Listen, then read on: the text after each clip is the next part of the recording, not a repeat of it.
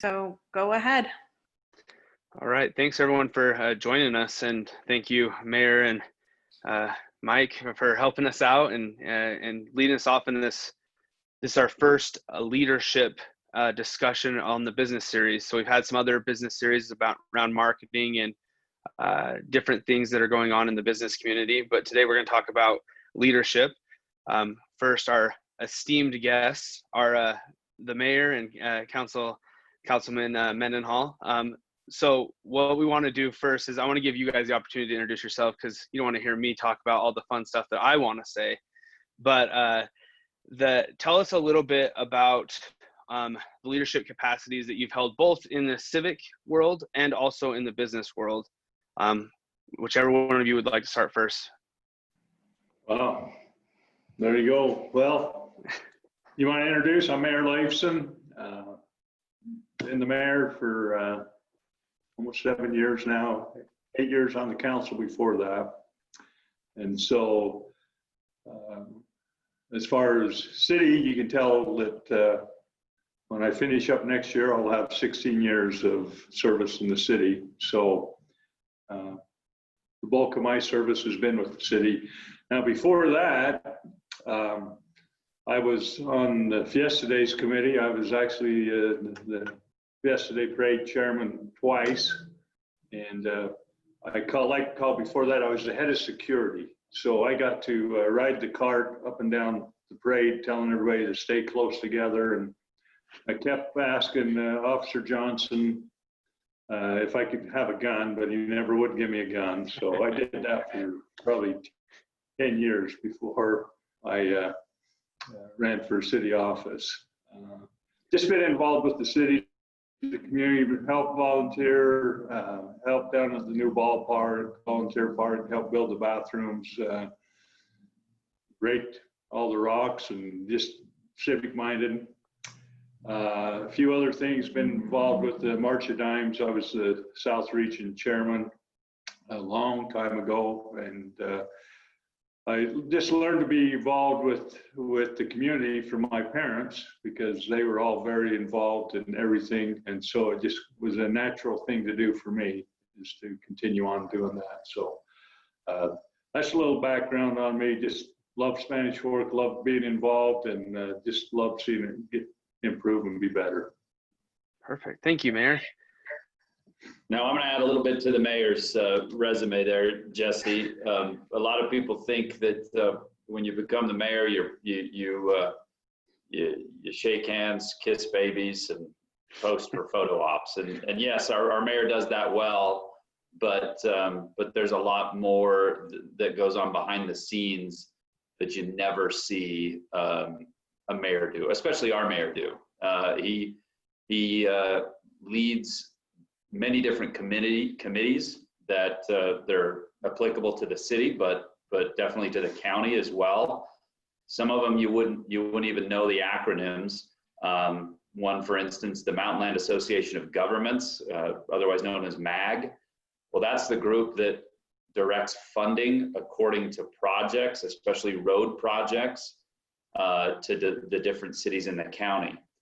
Our mayor has chaired that committee and made sure that the funds from state and federal level get allocated, distributed correctly, and also according to the needs of the county. So huge advocate for our city to have mayor sit on that board. It takes him a lot of time, a lot of research besides just his city duties on that. Also the power. I know we all take it for granted because we flip on the light and it comes on, but the mayor also sits on our power board, UMPA, and chairs that currently, or have chaired that in the past? Vice chair right now, have chaired it in the past. And to go along with that, if you wanted, I'm on the policymaker board. There's 40 of us in the nation that are part of that with the American Power Public Power Association.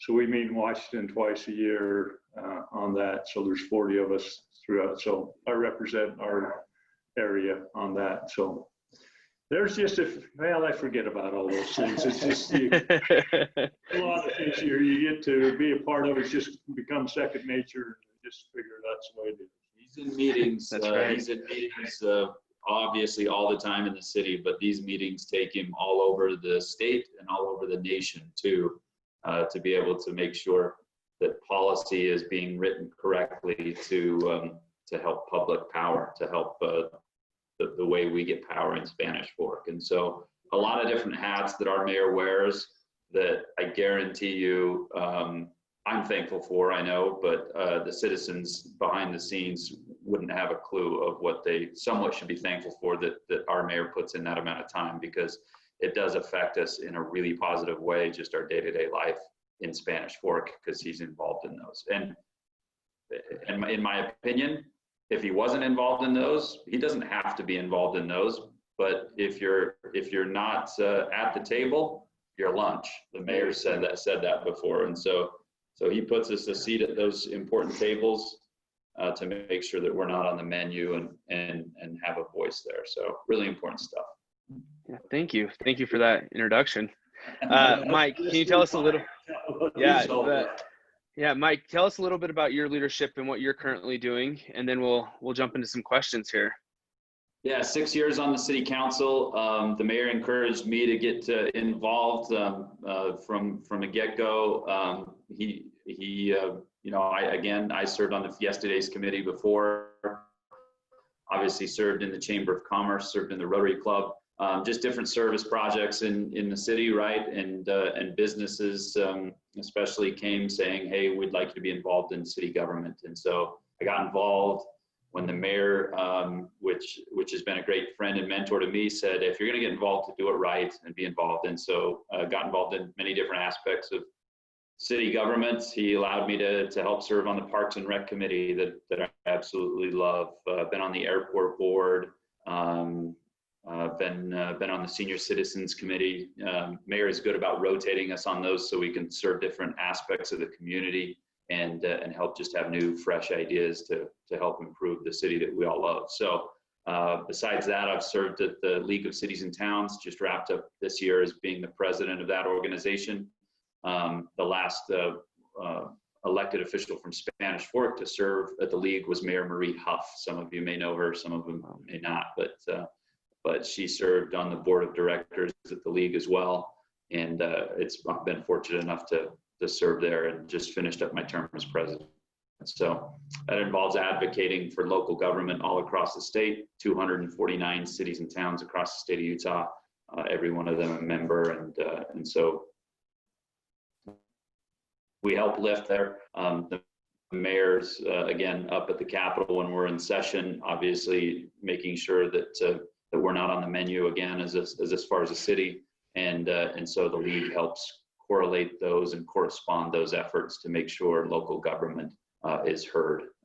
Because we believe in local government, the government closest to people usually governs best. So that's what we're always trying to advocate for. And he's done a great job. And everything I've asked him to do, there's a true leader right here. He hasn't fired me yet. That's good. But that's it. That's right. I failed to introduce myself, I guess, and I probably should introduce myself. I'm Jesse, the vice chair of the Chamber of Commerce this year. And thank you too for giving us a little bit of that list of different leadership capacities that you're in, because it'll help in the conversation that we're going to have, and some questions that I want to ask. And I just want to start off with asking, why be a leader? Why did you choose or get chosen to be a leader in, maybe younger in life or and throughout your life? Why has that been something that you've aspired to do?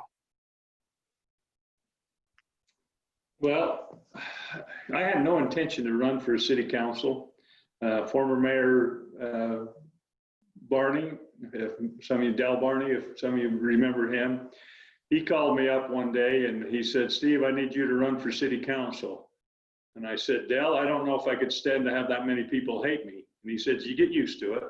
But I threw my hat in the ring thinking that there's no way I was going to win, and won, and the rest is history. I thoroughly enjoyed it.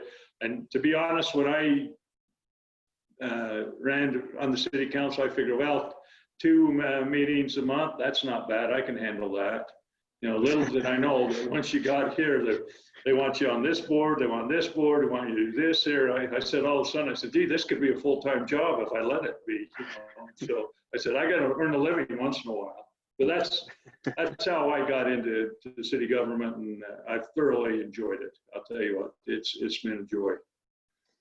The type of leader that I think it takes, the reason why I think you've seen, I mean, again, Mayor's going to be, when he's done, it's 16 years of service in local government for Spanish Fork. And if you could rewind your timeline and think what's happened in the last 16 years under someone's leadership that not only wants to serve and is a good person that way, but has a business acumen, right? Has a business mind in that he's ran his own business. He's ran his own successful business. He's been a contractor. He knows what it means to pay a fee to a city. He knows what it means to pay a permit. He knows what it means to be delayed in construction and everything else that maybe frustrates businesses. Mayor Leifson has lived it, right?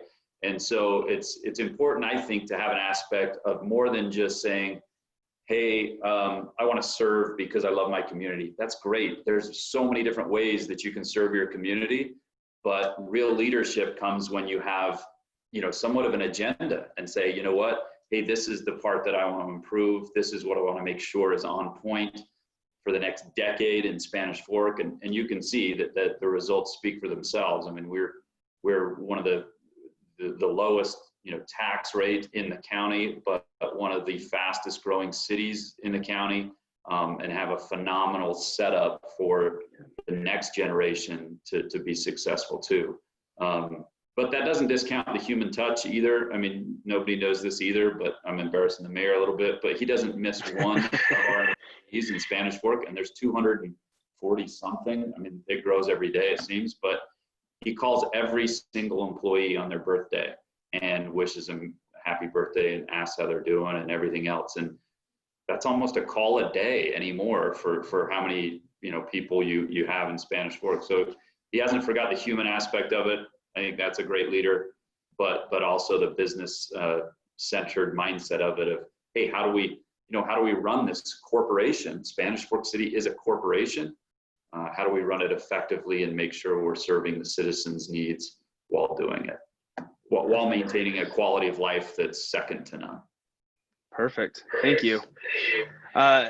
Just kind of I guess a follow-up to that is, you know, 16 years, and even if we just stop it at this year, everyone's had to adapt their leadership style or leadership in some way. What are some of the ways that you both have had to change maybe some of your leadership styles this year? Well, you know, it has been a tough year because, you know, you've lost the human aspect of the touch, you know, going to conventions, going to meetings, and, you know, doing what we're doing now, the Zoom meeting, you know, which I hate because I always tell them, if you want me to come to a meeting, feed me, I'll be there, you know. And so I missed out on a lot of good lunch meetings. And so, you know, you adapt, but, you know, you still have to get the job done. And, you know, and there's certain things that you have to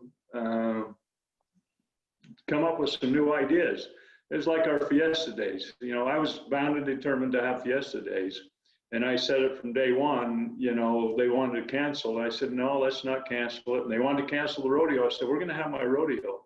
So we found ways that we could have our rodeo. And that meant we called the governor's task force, you know, General Burton. I was on the phone with him 3 months before the rodeo started and said, what can we do, or what do we have to do so we can have the rodeo? And so we went through that whole process, and we were able to hold a successful rodeo in this COVID environment, and have 6,000 people in the stadium 5 nights, and not one of them contacted the COVID virus. And so you just have to adapt to those situations, and that's what a good leader does. You know, he sees a problem, instead of run from it, you hit it head on and say, okay, this is how we used to do it. Now, what can we do let's think out of the box a little bit. What do we got to do to make it happen? You know, and that's the aspect, I think part of that, Jesse, is leading up to a crisis like this. This year has truly been a crisis for business owners, anybody employed, right? And anybody that has kids that, you know, got canceled for school. I mean, it touched every aspect of nearly everyone's life. And a good leader, you know, obviously no one could anticipate that a pandemic happening necessarily and affecting the way it's affected everybody.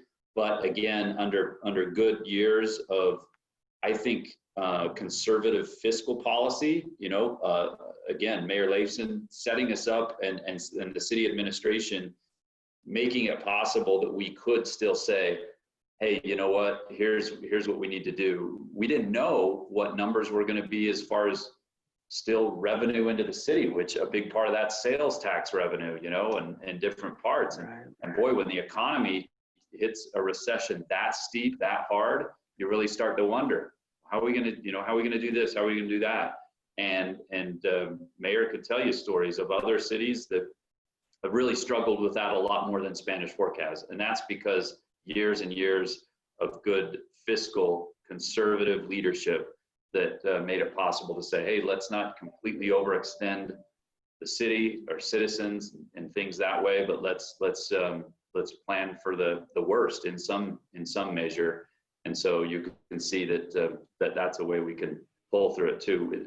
Mayor also is on the CARES Act committee for the county, and so those funds that have come from the Treasury to the state and then to the county, obviously it's just added another. Mayor loves meetings apparently, so it's added another meeting to his schedule.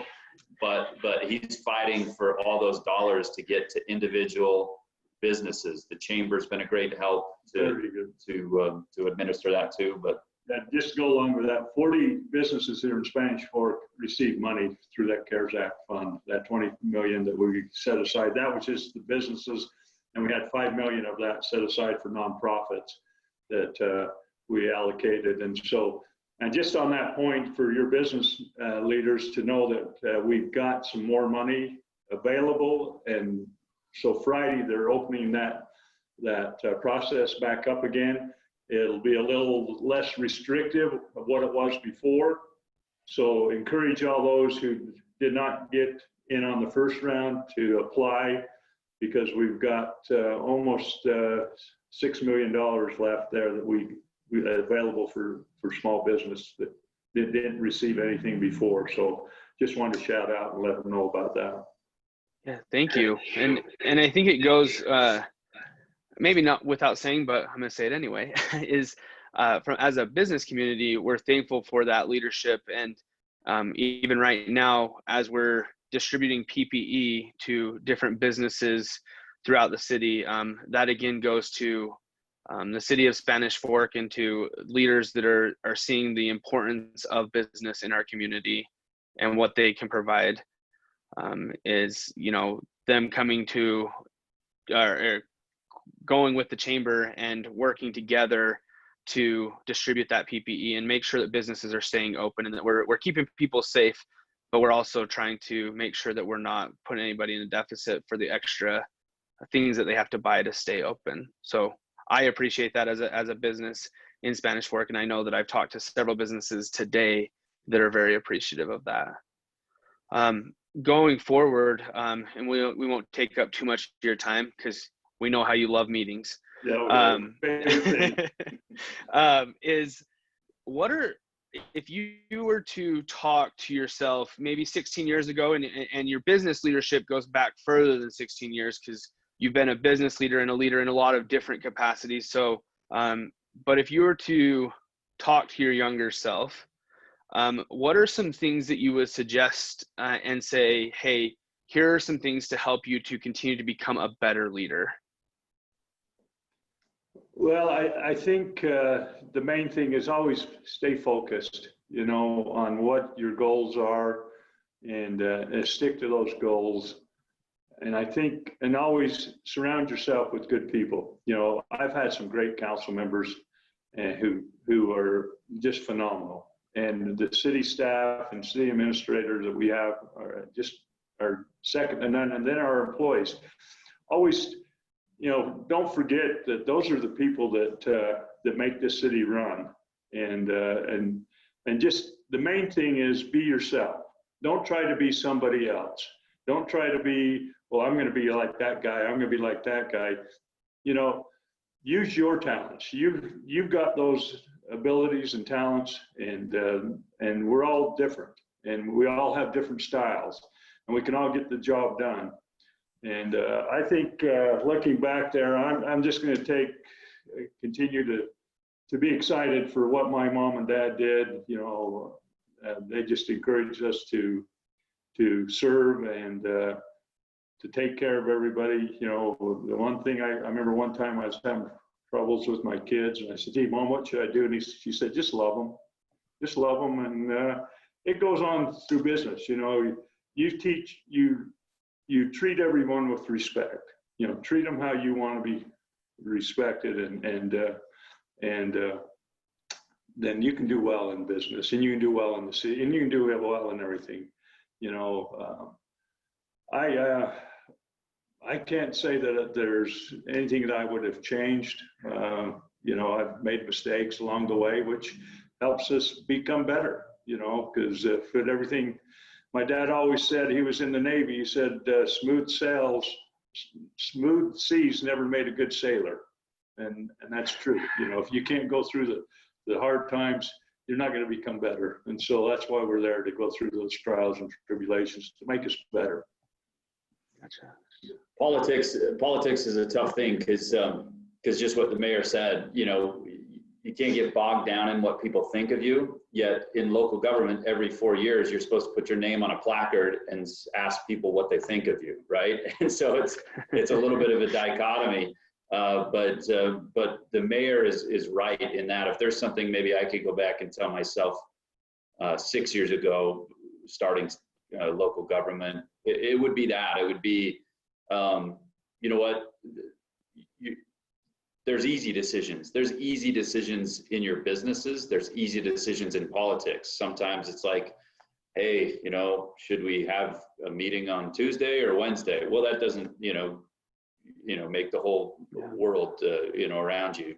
But there are tough ones too, right? It's pretty tough for a mayor to step out there and say, no, we're having a rodeo during a pandemic, and take somewhat of a risk there, right? Land use decisions in a growing community are always pretty tough. And so some of the things that are said, you think, oh, I got to please this person, or I got to please, this group of people or something. And in the end, that's a great piece of advice is you think about it, you study it, you make sure that your heart's in the right place, and you just try to make the best decision you can, common sense wise, remembering those people that maybe encouraged you to get into public service, right? They didn't just elect you to make the easy decisions. They counted on you to make the tough decisions. And so it would be that you guys are in leadership in your businesses, not to make the easy decisions. Anybody can make those, but the tough ones that take a little bit of courage are the ones that don't get caught up in what everybody thinks about you. If you did everything according to them, they'd be the person in that, in that role, not you. So if leadership was easy, everybody would be doing it, but there's only a few that choose to do it. Well, thank you. And some key points that I took away from this, and maybe the thing that I heard as a theme was in that last section where you said, when there's hard decisions to make, you face them head on. And you put good people around you to help you make those decisions and collaborate with them. And at least for me, that's something that this year has taught me, and like seeing leaders like yourself has taught me that it's not one person, it's a team, it's a group. But at the end of the day, like Mike just illustrated it and talked about, is that we have to make the tough decisions as leaders, as business leaders, as community leaders, whatever that may be. And so thank you. If do you guys have any last comments you'd like to make? And if not, we'll kind of wrap up here and let you get to another meeting. here in the next little bit. Well, thank you. Just appreciate you guys. I really appreciate all the businesses here in Spanish Fork and all the hard work they do. And if there's anything we can do, feel free to reach out to us, and we'll do the best we can to help in any way we can and make life a little better for you. And you should know that the mayor's currently assigned me to be at the chamber as far as a council member. And so really, he asks me all the time, and he does this to the other councilmen as well. But hey, what are you hearing? What do you need? What can we do? And so I want you to know you have a direct line right to the top of the city, both the mayor and Seth as the city manager. Just let us know what's going on. Let us know struggles. Let us know where you think the city can help, because you do have a mayor that's interested in that and involved in it on a daily basis. So anything we can help with, just let us know, and we can get the word to where it needs to get. Thank you. And truly, we appreciate the support and the partnership that we have with the city, both of Spanish Fork and Salem, to be able to provide for the businesses. You heard from the mayor that there's money available for the CARES Act. Please, if you're in that bracket of needing that, please take advantage of that. Please take advantage of the PPE program that's going on right now. There's not many communities that have those opportunities available to them, where the city is saying, we want you to be taken care of. So please take advantage of that. And with that, we'll go ahead and conclude today. So thank you everyone for participating, and thanks for being here today. Thank you.